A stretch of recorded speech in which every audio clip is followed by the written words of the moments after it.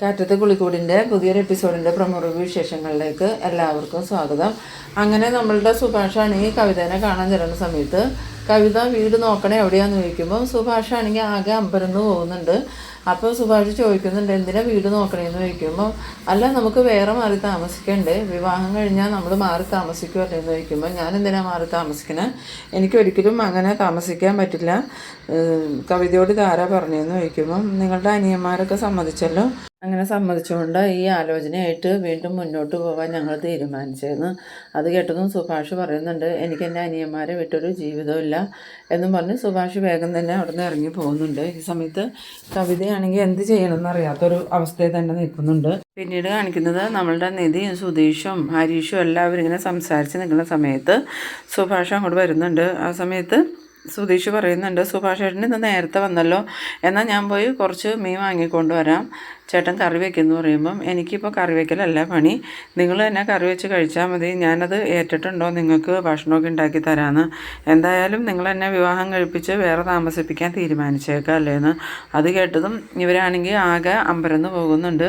ഇതെങ്ങനെ സുഭാഷ് ചേട്ടനെ അറിഞ്ഞു എന്ന് ഇവർ മനസ്സിൽ ചിന്തിക്കുന്ന സമയത്ത്, എന്നിൽ നിന്നും നിങ്ങളിത് എത്ര കാലം മറച്ചു വയ്ക്കാനാണ് തീരുമാനിച്ചിരുന്നത്, എന്നാലും നിങ്ങളിൽ നിന്നും ഇതുപോലൊരു ചതി ഞാൻ പ്രതീക്ഷിച്ചില്ല, നിങ്ങളെ വിട്ട് എനിക്കൊരു സന്തോഷം ഉണ്ടാവുമെന്ന് നിങ്ങൾ വിചാരിച്ചല്ലോ എന്നൊക്കെ പറഞ്ഞ് സുഭാഷ് സങ്കടപ്പെടുമ്പം സുധീഷ് പറയുന്നുണ്ട്, അതല്ല ഏട്ടാ, അങ്ങനെയല്ല, ഏട്ടൻ്റെ വിവാഹം നടക്കണമെങ്കിൽ ഇവിടുന്ന് മാറി താമസിക്കണമെന്ന് പറഞ്ഞു, എന്തായാലും ഏട്ടനൊരു ജീവിതം വേണമല്ലോ, ഞങ്ങൾക്ക് വേണ്ടി ഏട്ടൻ്റെ ജീവിതം ഇങ്ങനെ തീർന്ന് പോയിട്ടുണ്ടെങ്കിൽ ഞങ്ങൾക്കത് വിഷമമല്ലേ, അതുകൊണ്ടാണ് ഞങ്ങൾ ഈ ഡിമാൻഡിന് സമ്മതിച്ചത്, അല്ലാതെ ഏട്ടന് ഇവിടുന്ന് മാറി താമസിക്കുന്നത് ഞങ്ങൾക്ക് സന്തോഷമായിട്ടൊന്നും അല്ല. ആ സമയത്ത് സുഭാഷ് നിധിനോട് പറയുന്നുണ്ട്, ഇവരുടെ ഒപ്പം മോളും നിന്നല്ലോ, അതാ എൻ്റെ വിഷമം, എന്നാലും മോൾക്കെങ്കിലും എന്നോട് ഇത് പറയായിരുന്നു എന്ന്. ആ സമയത്ത് നിധിക്കും ഭയങ്കര വിഷമമാവുന്നുണ്ട്. കാരണം സുഭാഷിനോടത് മറച്ചു വെച്ചത് തെറ്റായിപ്പോയെന്ന് തന്നെ നിധിക്കും എല്ലാവർക്കും തോന്നുന്നുണ്ട്. ഇതേ സമയത്ത് നമ്മളുടെ കവിതയാണെങ്കിൽ സുഭാഷ് പോകുന്നതിന് ശേഷം ഈ നിധിയുടെ ഫോണിലോട്ട് വിളിക്കുന്നുണ്ട്. ഫോൺ ബെല്ലടിക്കണുണ്ട്. നിധി ഫോൺ എടുക്കാൻ പോകുമ്പം സുഭാഷ് പറയുന്നുണ്ട്, ആ കുട്ടിയായിരിക്കും വിളിക്കണം, എന്തായാലും ആ ഫോൺ ഇങ്ങോട്ട് താൻ, ഞാൻ സംസാരിക്കാമെന്നും പറഞ്ഞുകൊണ്ട് സുഭാഷ് നിധിയുടെ കയ്യിൽ നിന്നും ഫോൺ വാങ്ങുന്നുണ്ട്. ഫോൺ വാങ്ങിയതും ഫോൺ അറ്റൻഡ് ചെയ്തിട്ട്, ഞാൻ സുഭാഷ, എനിക്ക് ഈ വിവാഹത്തിനോട് താല്പര്യമില്ല, എൻ്റെ അനുജന്മാരെ വിട്ട് എനിക്കിങ്ങനെ ഒരു വിവാഹവും വേണ്ട, എന്തായാലും കുട്ടി എന്നോട് ക്ഷമിക്കണം, ഞാൻ പെട്ടെന്ന് ഇറങ്ങിപ്പോകുന്നത് നല്ലതല്ലാന്ന് എനിക്കറിയാം, മോളുടെ അച്ഛനോടും അമ്മേനോടൊക്കെ ഞാൻ സോറി പറഞ്ഞു എന്ന് പറഞ്ഞേരെ, അവരോട് ഈ വിവാഹം നടക്കില്ലെന്ന് പറഞ്ഞേരെ, അന്ന് എന്ത് കാരണത്താലാണോ ഈ വിവാഹം മുടങ്ങിപ്പോയത് ആ ഒരു കാരണം തന്നെ ഇപ്പോഴും ഉള്ളത്, എനിക്ക് എൻ്റെ അനുജന്മാരെയും എൻ്റെ വീടും വിട്ട് എങ്ങോട്ടും പോകാൻ പറ്റില്ല എന്ന്. ഇത് കേട്ടതും കവിതയ്ക്കും ആകെ വിഷമമാവുന്നുണ്ട്. കാരണം കവിതയ്ക്കാണെങ്കിൽ സുഭാഷിനെ ഒരുപാട് ഇഷ്ടമായിരുന്നു. എന്നിട്ട് ശരിയെന്ന് പറഞ്ഞ് വേഗം തന്നെ സുഭാഷ് ഫോൺ കട്ട് ചെയ്തതും കവിത വീണ്ടും ഹലോ ഹലോ എന്ന് ചോദിക്കുന്നുണ്ടെങ്കിലും അപ്പോഴേക്കും സുഭാഷ് ഫോൺ കട്ട് ചെയ്തിരുന്നു.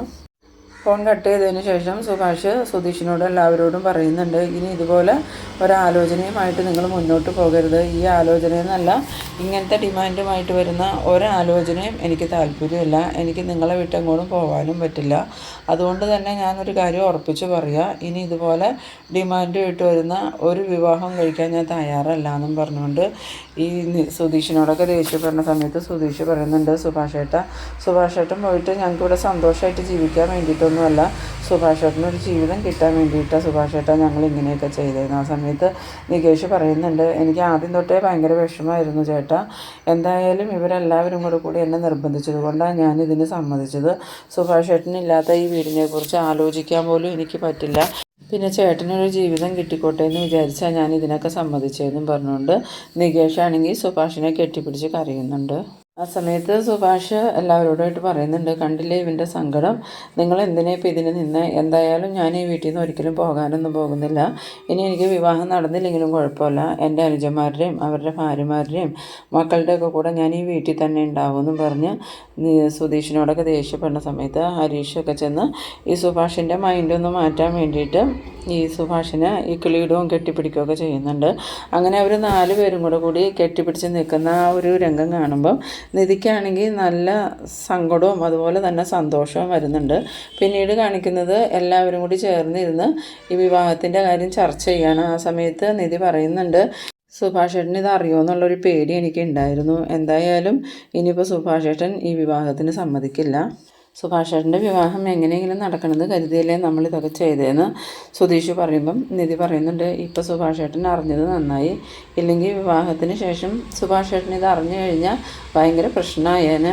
എന്തായാലും സുഭാഷേട്ടൻ എന്തെന്ന് ചോദിക്കുമ്പം ചേട്ടനകത്തുണ്ട്, ദേഷ്യത്തിലായിരിക്കും.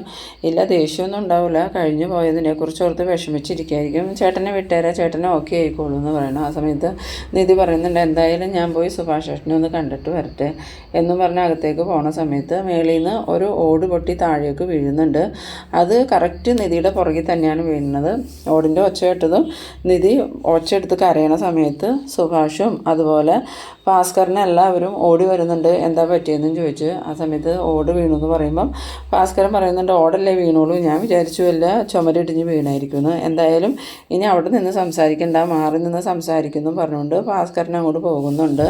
പിന്നീട് നിധിയാണെങ്കിൽ സുഭാഷിനോടും സുധീഷിനോടും എല്ലാവരോടായിട്ട് പറയുന്നുണ്ട്, ഈ വീട് ഒരുപാട് പണികളുണ്ട്, അതുകൊണ്ട് ഫുള്ളായിട്ട് പണി നടത്തിയില്ലെങ്കിലും കുറച്ച് മെയിൻ്റനൻസ് എങ്കിലും ചെയ്യണം. സുഭാഷ് ചേട്ടനൊരു മേസ്ത്രി അല്ലേ, നിങ്ങൾ 4 പേരും കൂടി കുറേശ്ശെ ഇതിൻ്റെ പണികൾ തീർക്കുമെന്ന് പറയുമ്പം സുഭാഷ് പറയുന്നുണ്ട്, അങ്ങനെ ഇതിലൊന്നും ചെയ്യാൻ പറ്റില്ല മോളെ, എത്ര കാലമായി ഈ വീട് ഇങ്ങനെയായിട്ട്, ഞങ്ങൾ എന്തെങ്കിലും ഒരു പണി ചെയ്യാൻ തുടങ്ങിയാൽ അപ്പം അവർ വരും, അമ്മായിയും വല്യച്ഛനും കൂടി വഴക്കിനായിട്ട്. അവരെന്തിനാ ഇവിടെ ഒന്ന് വഴക്കുണ്ടാക്കണേന്ന് ചോദിക്കുമ്പം ഈ വീടിൻ്റെ ഒരു കേസുണ്ട്, ആ കേസ് തീർപ്പാവണത് വരെ നമുക്ക് ഈ വീട്ടിലൊന്നും ചെയ്യാൻ പറ്റില്ല. അതെന്തുകൊണ്ടാണെന്ന് ചോദിക്കുന്ന സമയത്ത് വീടൊക്കെ ഞങ്ങളുടെ, പക്ഷേ അവർക്കും ഇതിൽ അവകാശം ഉണ്ടെന്നും പറഞ്ഞാൽ അവർ കേസ് കൊടുത്തേക്കണം. നിങ്ങൾ വക്കീലിനൊന്നും ഏർപ്പാടാക്കിയിട്ടില്ലേ എന്ന് ചോദിക്കുമ്പം ഇതുവരെ ഞങ്ങൾ വക്കീലിനൊന്നും ഏർപ്പാടാക്കിയിട്ടില്ല. ആ സമയത്ത് നിധി ചോദിക്കുന്നുണ്ട്, ഈ വീടിൻ്റെ ആധാരമൊക്കെ നിങ്ങളുടെ കയ്യിലില്ലേ എന്ന് ചോദിക്കുമ്പോൾ ഉണ്ടാവുമായിരിക്കും, അച്ഛൻ്റെ കയ്യിലായിരിക്കും എന്ന് പറഞ്ഞു. ആ സമയത്ത് ഭാസ്കരൻ അങ്ങോട്ട് വന്നതും എന്താണെന്ന് ചോദിക്കുമ്പം നിധി ചോദിക്കുന്നുണ്ട്, ഈ വീട് അച്ഛൻ്റെ പേരിലാണോ എന്ന് ചോദിക്കുമ്പം ഒരു ഒഴുക്ക മട്ടിൽ ആന്ന് പറയുന്നുണ്ട്. അതിൻ്റെ ആധാരം കയ്യിലുണ്ടോ എന്ന് ചോദിക്കുമ്പം ആധാരമൊന്നുമില്ല, പിന്നെ എങ്ങനെയാണ് വീട് അച്ഛൻ്റെ പേരിലാവണേന്ന് ചോദിക്കുമ്പം അത് അച്ഛൻ മരിക്കുന്നതിന് മുമ്പ് ഇന്ന ഭാഗം ഇന്നവരുടെ പേരിൽ നിന്ന് എഴുതി വെച്ചിട്ടുണ്ടായിരുന്നു. ആ വിൽപത്രം ഉണ്ടോ എന്ന് ചോദിക്കുമ്പം അതിലിപ്പോൾ ഇവിടെ കാണുമായിരിക്കും, എവിടെയാണെന്നൊന്നും അറിയില്ല, എന്തായാലും ഒന്ന് നോക്കട്ടെ എന്ന് പറയണം. അത് കേട്ടതും നിധിക്കാണെങ്കിൽ ആകെ അത്ഭുതമാകുന്നുണ്ട്, ഇവരെല്ലാവരും ഇതുപോലെ സംസാരിക്കണം കാണുമ്പോൾ. എന്നിട്ട് സുഭാഷിനോടൊക്കെ ചോദിക്കുന്നുണ്ട്, നിങ്ങൾക്കറിയോ എവിടെ ഇരിക്കണേന്ന് ചോദിക്കുമ്പോൾ അറിയില്ല, നിങ്ങളൊക്കെ ഒരു മനുഷ്യന്മാരാണോ, ഇങ്ങനത്തെ ഒരു സീരിയസ് കാര്യമൊന്നും നിങ്ങൾക്ക് അറിയില്ല എന്ന് ചോദിക്കുമ്പോൾ ഞങ്ങൾ ഇതുവരെ അതിനെക്കുറിച്ചൊന്നും ചിന്തിച്ചില്ല, ഇനിയിപ്പോൾ എന്തായാലും അതെവിടെയാണെന്ന് നോക്കാമെന്ന് പറയുമ്പം നിധി പറയുന്നുണ്ട്, എന്തായാലും അച്ഛൻ പറഞ്ഞതുപോലെ നിങ്ങൾ 4 പേരും ഇവിടെ നിൽക്ക്, എപ്പോഴാണ് പൊളിഞ്ഞ് ചാറിനേന്ന് നോക്കിക്കൊണ്ടെന്നും പറഞ്ഞ് ദേഷ്യപ്പെട്ട് മുകളിലോട്ട് കയറി പോണ സമയത്ത് സുഭാഷും അനുജന്മാരും ഇങ്ങനെ കയ്യും കെട്ടി മുകളിലോട്ട് നോക്കി നിൽക്കുകയാണ്. പിന്നീട് രാവിലെ സുഭാഷ് ദോശയൊക്കെ ചുട്ടിട്ട് നിധിയെ വിളിക്കുന്നുണ്ട്. നിധി ദോശ കഴിക്കാൻ വാന്ന് പറയുമ്പം നിധി വന്ന് ദോശയൊക്കെ വാങ്ങി കഴിച്ചുകൊണ്ടിരിക്കുന്ന സമയത്താണ് സുധീഷാണെങ്കിൽ നിധിയെ അന്വേഷിച്ച് വരുന്നത്. എന്നിട്ട് എന്താണെന്ന് ചോദിക്കുമ്പം ഒരു സർപ്രൈസ് ഉണ്ട്, വേഗം റെഡിയായി വാന്ന് പറയുന്നുണ്ട്. ആ സമയത്ത് നിധിക്കാണെങ്കിൽ സുധീഷിൻ്റെ സ്വഭാവം അറിയാവുന്നതുകൊണ്ട് അത്ര വിശ്വാസമൊന്നുമില്ല. അപ്പോൾ സുഭാഷിനോട് പറയുന്നുണ്ട്, എന്തോ ഒരു ഊടായ്പാന്നാണ് തോന്നണേന്ന് പറയുമ്പം ഇല്ല മോളെ, നല്ല കാര്യത്തിനാണെന്ന് തോന്നണു, മോളെന്തായാലും പോയിട്ട് വാന്ന് പറയുമ്പം സുധീഷ് പറയുന്നുണ്ട്, ഈ ഡ്രസ്സൊക്കെ മാറ്റി വേറെ ഡ്രസ്സ് ഇട്ടുകൊണ്ട് വേഗം റെഡിയായി വാ, നല്ലൊരു സർപ്രൈസ് ഉണ്ടെന്ന്. പിന്നീട് കാണിക്കുന്നത് നിധിയും സുധീഷും കൂടി കാറിൽ പോവാണ്. ആ സമയത്ത് നിധിക്കാണെങ്കിൽ ആകെ കൺഫ്യൂഷനായിട്ടിരിക്കുമ്പം സുധീഷ് ചോദിക്കുന്നുണ്ട്, എവിടെ പോകണമെന്ന് വലിയ ഐഡിയ ഉണ്ടോ എന്ന് ചോദിക്കുമ്പം ഇല്ല എന്ന് പറയണു. ആ സമയത്ത് പറയുന്നുണ്ട്, തൻ്റെ സർട്ടിഫിക്കറ്റിന് വേണ്ടി നമ്മൾ യൂണിവേഴ്സിറ്റിയിലേക്കാണ് പോകണേന്ന്. അത് കേട്ടതും നിധിക്ക് ഭയങ്കര സന്തോഷമാവുന്നുണ്ട്. പിന്നീട് യൂണിവേഴ്സിറ്റിയിൽ വന്നിറങ്ങിയതും സുധീഷാണെങ്കിൽ നിധിയോട് ഇവിടെ ഇരിക്കുക, ഞാൻ മേഡത്തെ കണ്ടിട്ട് വരാമെന്നും പറഞ്ഞ് പോയിട്ട് മേഡത്തെ കാണുമ്പോൾ മേഡം നിധിയുടെ അടുത്തേക്ക് വന്നിട്ട് സംസാരിക്കുന്നുണ്ട്. അപ്പോൾ സർട്ടിഫിക്കറ്റിൻ്റെ കാര്യം പറയുമ്പം മേഡം പറയുന്നുണ്ട്, എന്തായാലും പഠിച്ച വർഷവും എല്ലാം ഒരു പേപ്പറിൽ എഴുതിത്താ, ഞാനിപ്പോൾ തന്നെ അത് റെഡിയാക്കി തരാമെന്ന്. അങ്ങനെ ആ മേഡം തന്നെ നിധിക്ക് എഴുതി കൊടുക്കാനുള്ള പേപ്പറൊക്കെ കൊണ്ടുപോയി കൊടുക്കുന്നുണ്ട്. എന്നിട്ട് സുധീഷ് ഇവിടെ ഇരുന്ന് എഴുതിക്കുമെന്നും പറഞ്ഞിട്ട് വീണ്ടും ആ മേഡത്തിൻ്റെ പുറകെ മേഡം വിളിച്ച് പോകുന്നുണ്ട്. എന്നിട്ട് സുധീഷാണെങ്കിൽ അവരോട് ഭയങ്കരമായിട്ട് സംസാരിച്ചിരിക്കുന്ന സമയത്ത് നിധി നോക്കിയിട്ട് മനസ്സിൽ വിചാരിക്കുന്നുണ്ട്, ഇയാൾ ലോക പഞ്ചാരയാണല്ലോ എന്ന്. ശരിക്കും സുധീഷ് നിധിയെ കാണിക്കാൻ വേണ്ടിയിട്ട് തന്നെയാണ് അവരോട് കുറേ സംസാരിക്കണത് തന്നെ. പക്ഷേ നിധിക്ക് പ്രത്യേക ഭാവമാറ്റമൊന്നും ഇല്ലാതെ കാണുമ്പം സുധീഷ് മനസ്സിൽ വിചാരിക്കുന്നുണ്ട്, ഇവൾക്ക് ഞാൻ ആരോട് സംസാരിച്ചാലും കുഴപ്പമില്ല എന്ന് തോന്നണമല്ലോ ഇവളുടെ ഭാവം കണ്ടിട്ട്. അങ്ങനെ ചിന്തിച്ചുകൊണ്ടിരിക്കുന്ന സമയത്ത് നിധി സുധീഷിൻ്റെ നേരെ നോക്കുമ്പോൾ സുധീഷ് പറയുന്നുണ്ട്, മേഡം ഇപ്പോൾ ഒരു ഫോമായിട്ട് വരും, ആ ഫോം ഒന്ന് സൈൻ ചെയ്ത് കൊടുത്താൽ മതി, പിന്നീട് നമുക്ക് പോകാമെന്ന്. അങ്ങനെ ആ മേഡാണെങ്കിൽ അപ്പോൾ തന്നെ ആ ഫോമുമായിട്ട് വരുന്നുണ്ട്. എന്നിട്ട് നിധിയോട് ഇത് സൈൻ ചെയ്തേരെ 2 ആഴ്ച കഴിഞ്ഞ് സർട്ടിഫിക്കറ്റ് കളക്ട് ചെയ്യാൻ വന്നാൽ മതി എന്ന് പറയുന്നത്. അത് കേട്ടത് നിധിക്കാണെങ്കിൽ ഭയങ്കര അത്ഭുതമാകുന്നുണ്ട്. നിധി ഒരിക്കലും പ്രതീക്ഷിച്ചിരുന്നില്ല ഇത്ര പെട്ടെന്ന് സർട്ടിഫിക്കറ്റ് റെഡിയായി കിട്ടുമെന്ന്. അപ്പോൾ മേഡത്തോട് ചോദിക്കുന്നുണ്ട്, നേരാണോ മേഡം, 2 ആഴ്ച കൊണ്ട് കിട്ടുമെന്ന് ചോദിക്കുമ്പം അതിന് മുമ്പേ കിട്ടും, എന്നാലും 2 ആഴ്ച ചിലപ്പോൾ വേണ്ടി വരും. നേരത്തെ കിട്ടുകയാണെങ്കിൽ ഞാൻ സുധീഷിനെ വിളിച്ച് പറഞ്ഞോളാം, അപ്പോൾ വന്നാൽ മതി. എന്തായാലും നിങ്ങളുടെ വിവാഹ കാര്യത്തെക്കുറിച്ചൊക്കെ സുധീഷ് എന്നോട് പറഞ്ഞിരുന്നു, ഭയങ്കര റിസ്ക് ആയിട്ടുള്ള വിവാഹമായിരുന്നു അല്ലേ എന്നൊക്കെ ചോദിക്കുമ്പം സുധീഷ് മനസ്സിൽ വിചാരിക്കുന്നുണ്ട് ഇവരിപ്പോൾ എന്തിനാ ഇതൊക്കെ പറയണേന്ന്. ആ സമയത്ത് നിധിയാണെങ്കിൽ ഇങ്ങനെ സുധീഷിൻ്റെതായിട്ട് നോക്കിക്കൊണ്ട് നിൽക്കണം.